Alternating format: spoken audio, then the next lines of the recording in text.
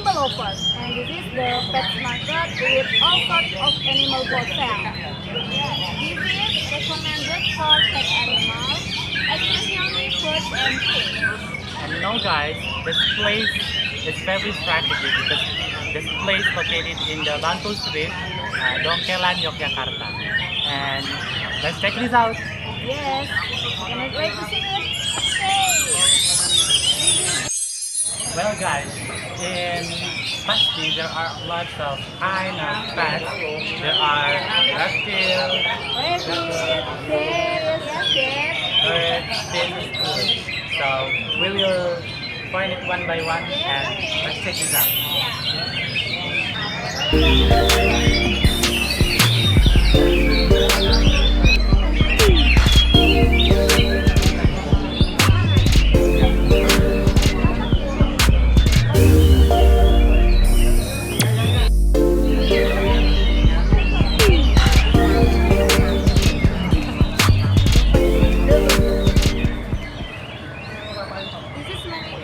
Accessories like coral, this.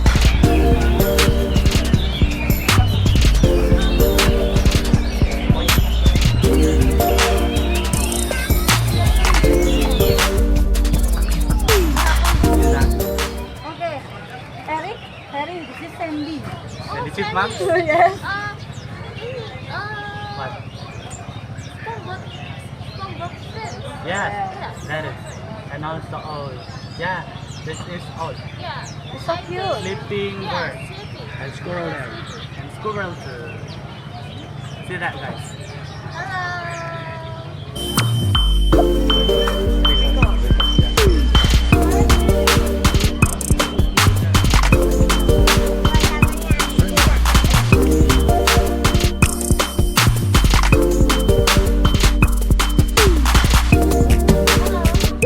Nice monkey here. Monkey and behind there is the rabbit. Hello. There are many rabbits. Oh, the monkey like Banana. yeah, like He banana. likes banana very much. Oh my goodness. What is this? This is gecko. Gecko? Yes, Oh my god. like lizard, Oh yeah, like this. but this is big lizard. Yeah. They can hit you unless be careful. Thank you for so cute.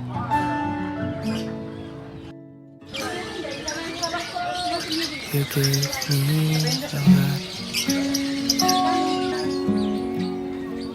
I guess it was July.